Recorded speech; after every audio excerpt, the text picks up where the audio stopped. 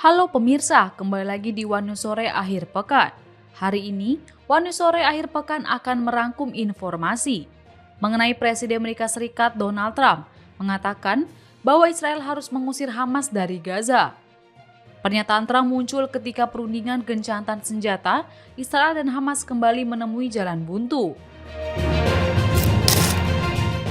Informasi lainnya pemirsa, Presiden Prancis Emmanuel Macron membuat langkah berani di mana mengakui Palestina sebagai negara memicu pertikaian diplomatik yang melibatkan negara-negara di Timur Tengah, Eropa, hingga Washington. Alasan Macron mau melakukan hal itu ialah karena melihat situasi krisis kemanusiaan yang kian memburuk di Gaza. Pemirsa, inilah Wanu Sore Akhir Pekan selengkapnya.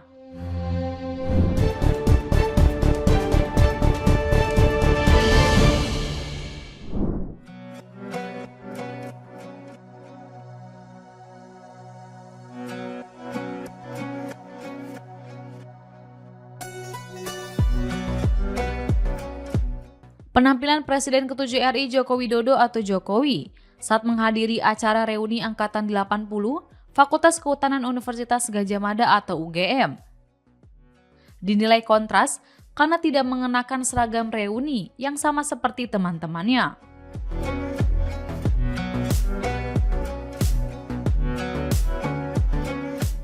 Terlihat Jokowi hadir dengan mengenakan kemeja putih dan celana hitam, seperti yang selalu dipakainya saat masih menjabat presiden. Selain itu, Jokowi juga menggunakan sneakers hitam andalannya.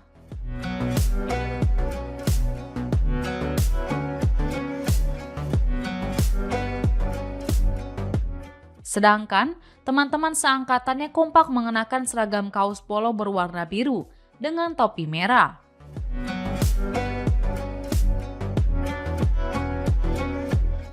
Menanggapi hal itu, Ketua Angkatan 80 Fakultas Kehutanan UGM atau Spirit 80, Arif Hidayat tak mau ambil pusing soal tersebut. Ia menjelaskan bahwa Jokowi juga punya baju yang sama dengan yang lainnya.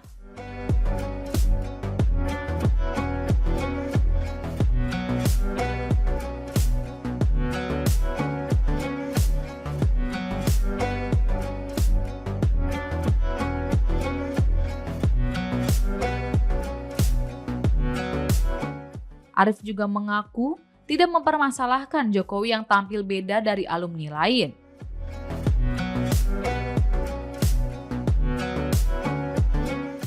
Sebab penggunaan seragam saat reuni tidaklah wajib. Undangan kepada mantan wali kota Solo itu juga diinformasikan secara biasa seperti ke anggota lain.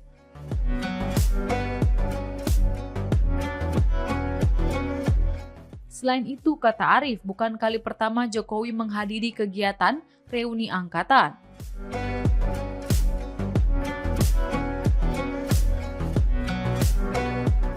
Saat masih menjabat wali kota Surakarta, Jokowi juga sempat berkumpul dengan para alumni Fakultas Kehutanan UGM angkatan 1980.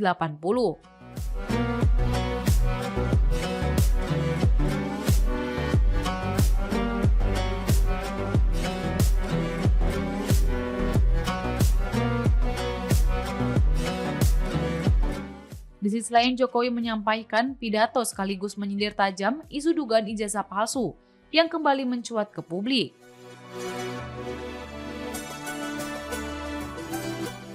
Dalam sambutannya, Jokowi menyampaikan pengalamannya sebagai mahasiswa Kehutanan UGM angkatan 1980.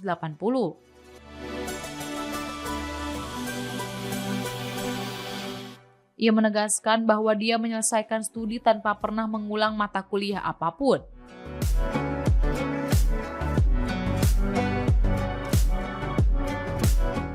Bahkan, menyindir rekan seangkatannya yang justru sempat harus mengulang hingga 8 kali.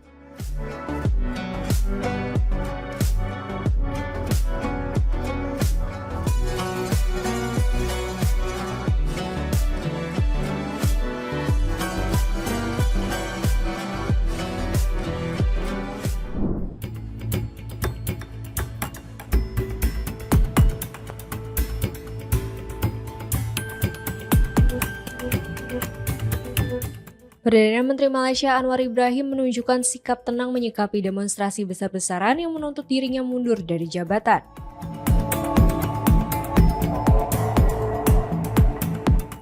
Melalui unggahan di akun Facebook resminya, Anwar menyampaikan apresiasi kepada seluruh aparat keamanan, petugas medis, dan relawan yang telah menjaga ketertiban selama aksi berlangsung. Ia memuji profesionalisme dan dedikasi mereka yang berhasil memastikan demonstrasi berlangsung aman dan damai.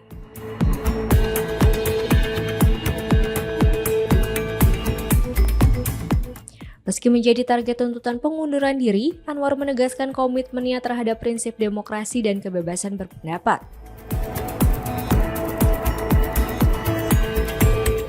Menurutnya, perbedaan pandangan tidak boleh dianggap sebagai ancaman, melainkan bagian dari dinamika bangsa yang sehat dan progresif.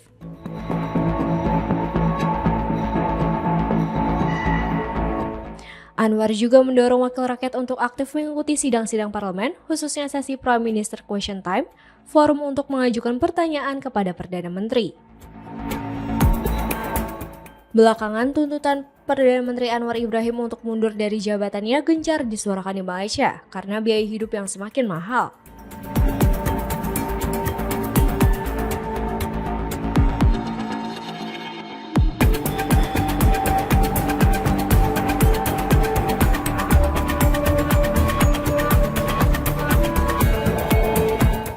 Anwar pun membagikan bantuan langsung tunai atau BLT ke warga untuk mengatasi keresahan publik terkait biaya hidup yang meningkat.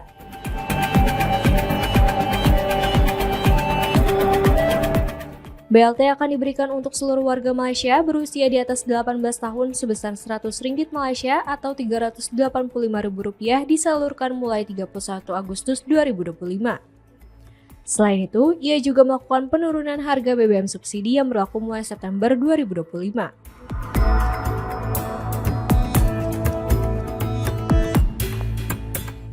Anwar mengatakan harga BBM RON 95 turun dari Rp2,05 Malaysia menjadi Rp1,99 Malaysia per liter atau setara dengan Rp7.670.000 per liter. Sekitar 18.000 orang diperkirakan turun ke jalan di Kuala Lumpur Sabtu 26 Juli dalam demonstrasi besar-besaran menuntut Perdana Menteri Anwar Ibrahim mundur. Para demonstran mengenakan kaos dan ikat kepala hitam bertuliskan "Turunkan Anwar" dan berkumpul di Dataran Merdeka.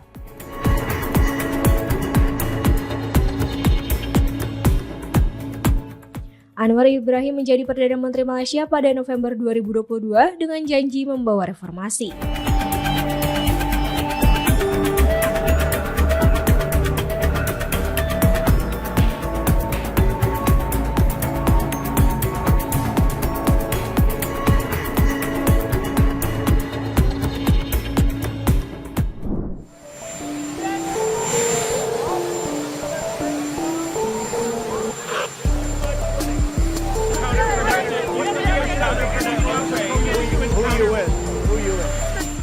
Presiden Amerika Serikat Donald Trump memberikan usulan untuk mengenakan tarif sekunder kepada negara-negara yang membeli minyak dari Rusia dapat meningkatkan harga barang-barang kebutuhan pokok rakyat Amerika. Pada bulan Maret, Trump memperingatkan bahwa ia akan mengenakan tarif tersebut yang akan mempengaruhi negara-negara pihak ketiga yang berdagang dengan rezim Presiden Rusia Vladimir Putin jika Moskow gagal menyetujui gencatan senjata di Ukraina. Lalu, ia mengulangi janji ini kepada para wartawan minggu lalu di ruang oval. Di sisi lain, Senator Lindsey Graham, seorang Republikan dari Carolina Selatan, dan Senator Demokrat dari Connecticut Richard Blumenthal, telah mensponsori rancangan undang-undang bipartisan yang akan mengenakan sanksi primer dan sekunder terhadap Rusia dan pendukung Rusia jika Putin tidak terlibat dalam perundingan damai. Rancangan undang-undang tersebut bahkan mencakup pengenaan tarif 500% atas barang impor dari negara-negara yang membeli minyak, gas, uranium, dan produk Rusia lainnya. Menanggapi hal ini, Profesor Ekonomi di Universitas Lancaster, Inggris, Hilary Ingham, memperingatkan bahwa hal ini dapat menjadi bumerang bagi Amerika Serikat.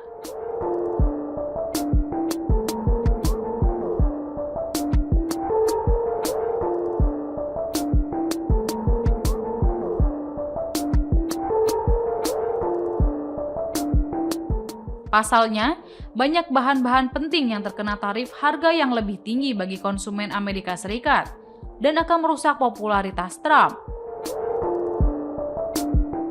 Senada dengan Ingham, Mark Temnicki, seorang peneliti non-residen di Eurasia Center, sepakat bahwa kebijakan tersebut dapat berdampak pada barang-barang kebutuhan sehari-hari, seiring perusahaan menyesuaikan diri dengan kenaikan biaya input.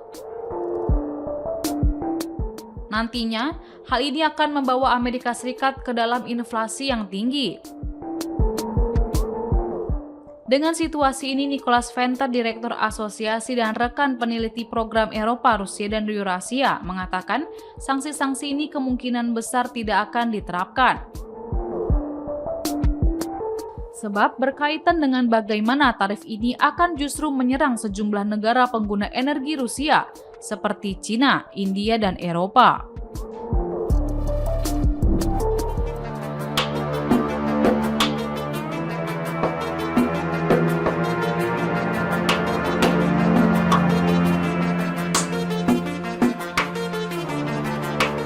Presiden Amerika Serikat, Donald Trump, mengatakan bahwa Israel harus mengusir Hamas dari Gaza.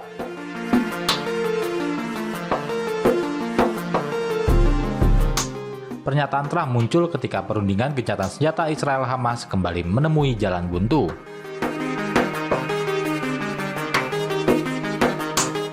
Menurut Trump, kelompok perlawanan Palestina itu tidak bernegosiasi dengan itikat baik dan menggunakan sisa sandera Israel sebagai alat tawar-menawar.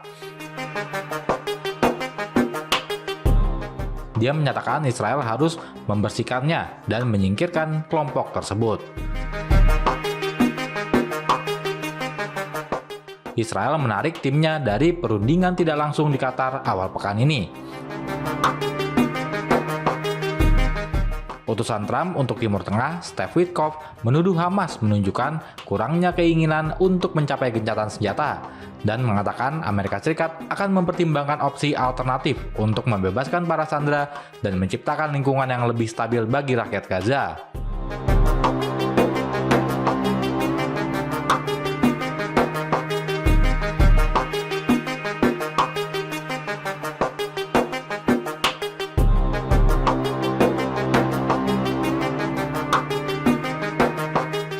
Para pejabat Israel telah lama bersikeras bahwa tujuan mereka adalah untuk sepenuhnya melenyapkan Hamas dari wilayah kantong Palestina tersebut.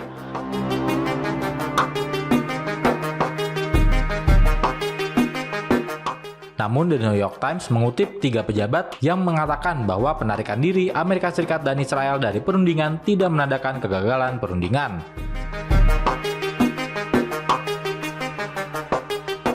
Hamas mengatakan pihaknya terkejut dengan pernyataan Witkoff, mengeklaim telah menyerahkan tanggapan terakhirnya terhadap persyaratan Israel.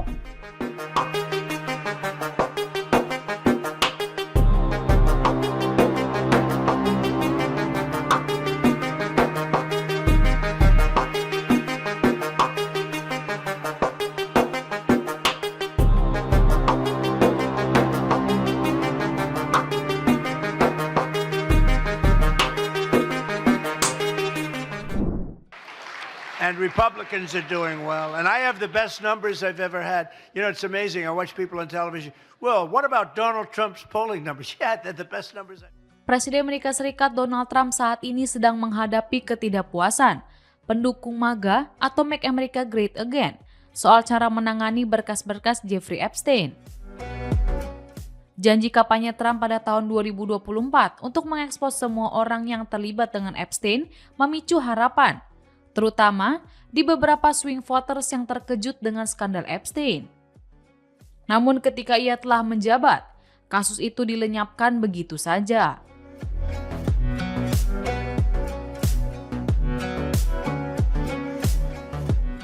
Melansir Axios, dokumen tebal yang mengklaim untuk merinci operasi Epstein secara ekstensif dihitamkan, menghilangkan daftar klien yang dijanjikan. Departemen Kehakiman membenarkan hal ini dengan mengutip perlindungan informasi korban yang sensitif dan kemungkinan konten pelecehan seksual terhadap anak. Namun penjelasan ini gagal memuaskan para pendukungnya, yang mengarah pada seruan dari tokoh-tokoh terkemuka dalam gerakan ini untuk pengungkapan penuh. Lantas, mengapa Trump menuduh mantan Presiden Amerika Serikat Barack Obama?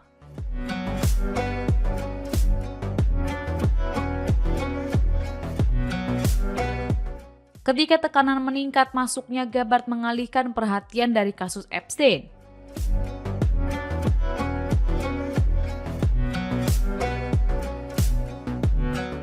Lalu, Jaksa Agung Pam Bondi Goya, Direktur Intelijen Nasional Tulsi Gabbard meluncurkan laporan intelijen DPR yang menuduh tim Obama memalsukan bukti dalam kisah Rusia Gate.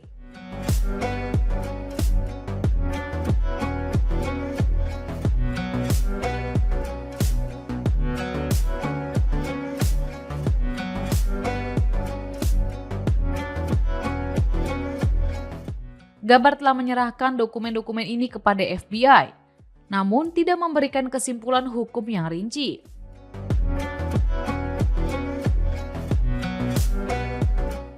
Pemerintahan Trump mendapat momentum untuk berkelit dari pengawasan yang semakin ketat atas penanganannya terhadap berkas-berkas Jeffrey Epstein.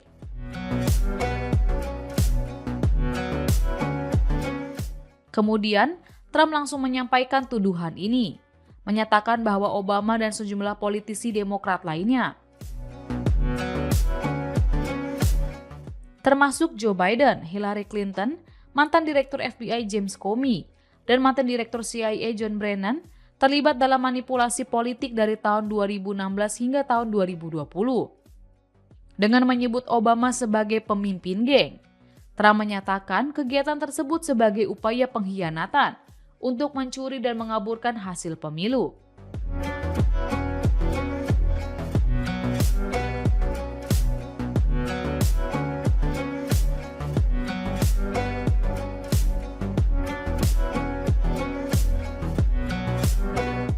Trump juga memanfaatkan klaim ini hingga mencap Obama dan sekutunya sebagai penipu yang terlibat dalam kudeta.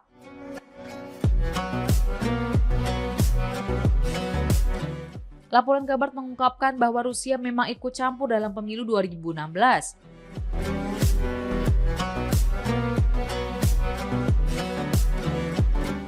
Yang bertujuan untuk menggoyahkan Hillary Clinton dengan peretasan otentik terhadap DNC yang telah dikonfirmasi.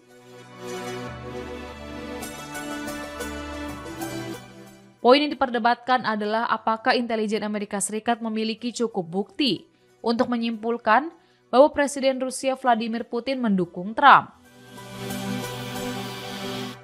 Menanggapi tuduhan itu, Obama melalui juru bicara Patrick Rodenbush mengecam klaim tersebut sebagai keterlaluan, konyol, dan upaya pengalihan isu yang lemah, serta menekankan rasa hormat terhadap jabatan kepresidenan, tetapi menganggap tanggapan diperlukan, mengingat beratnya dan tidak berdasarnya tuduhan tersebut.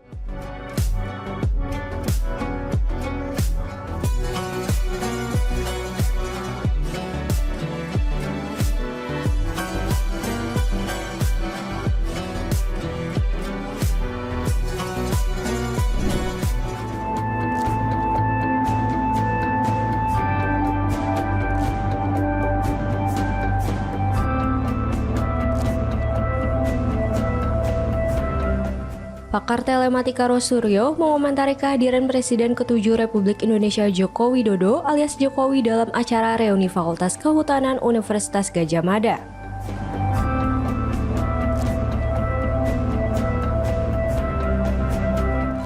Ia menilai kehadiran Jokowi dalam reuni tersebut tak memiliki makna karena dianggap datang sebagai pejabat bukan alumni sejati.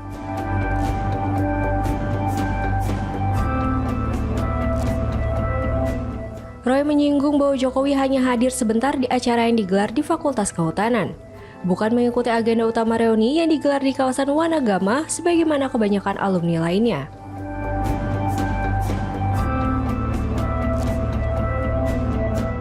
Lebih lanjut, Roy menyoroti pernyataan Jokowi soal proses penyusunan dan pengujian skripsinya.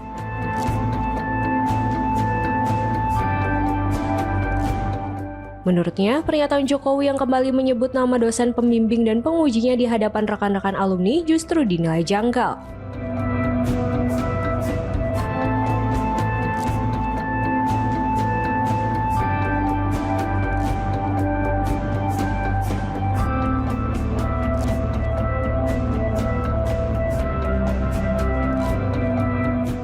Sebelumnya, Jokowi memang sempat kembali menyinggung isu ijazah yang terus dipersoalkan sebagian pihak.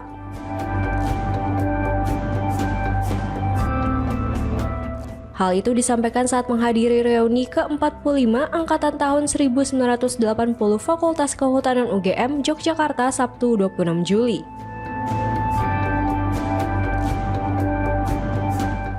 Dalam sambutannya, Jokowi mengeluhkan tudingan terkait ijazah palsu yang kembali mencuat meskipun seluruh proses akademiknya telah dinyatakan sah oleh UGM.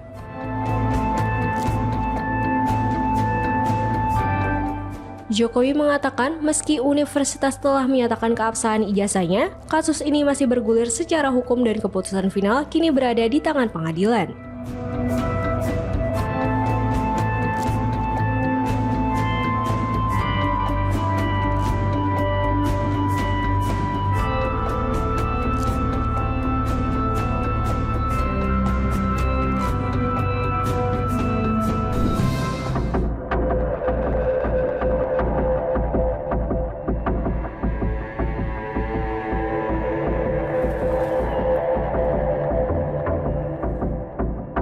Langkah berani Presiden Prancis Emmanuel Macron yang bakal mengakui Palestina sebagai negara memicu pertikaian diplomatik yang melibatkan negara-negara di Timur Tengah, Eropa, hingga Washington.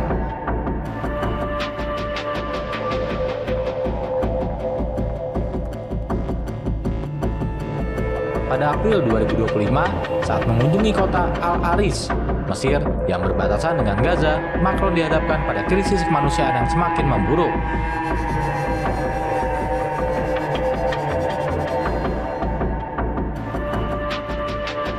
Sesampainya kembali di Paris, ia mengumumkan bahwa Prancis akan segera memilih untuk mengakui Palestina.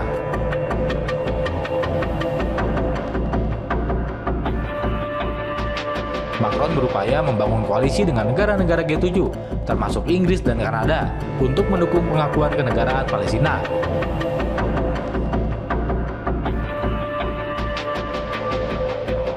Namun meskipun melakukan perundingan panjang, ia gagal mengajak negara-negara lain ikut serta.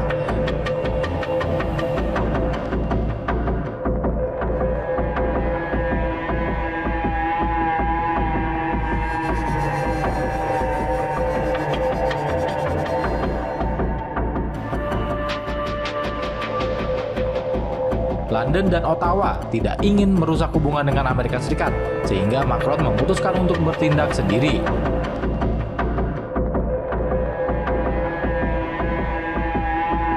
Di dalam negeri, keputusan ini semakin memperberat tekanan terhadap Macron.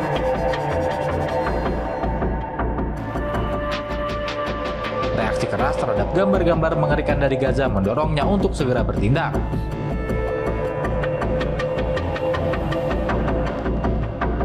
Di tengah keberagaman komunitas Muslim dan Yahudi terbesar di Eropa serta polarisasi politik, keputusan Macron tidak akan mudah diterima oleh semua pihak.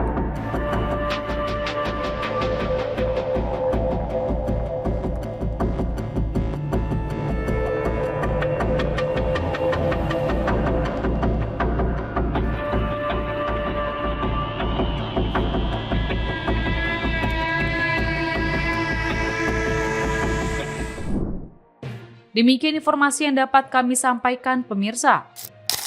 Terima kasih telah bergabung bersama kami. Sampai jumpa di One News Sore akhir pekan berikutnya. Setiap pukul 7 malam hanya di kanal YouTube TV One Newscom.